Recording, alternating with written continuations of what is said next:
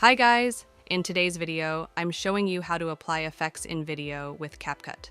The process is really simple and easy. The first thing is import your video in CapCut and drag it here. Now take a look on the left top. You will see a lot of options like media, audio, text from here. Tap on this option effects.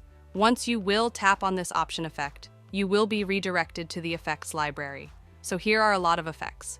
You don't have to do anything, simply download an effect which you like the most and drag that to the timeline where you want to apply it. For example, I will download this and I will apply this on my video. I want to apply this effect on 10 seconds. So I am arranging this line to the 10 seconds. After arranging the line, simply tap on the effect and drag this on the 10 sec. The effect has been applied on 10 seconds. Let's play the video. So you see that the effect has been applied to my video. So by using this method, you can apply effect in CapCut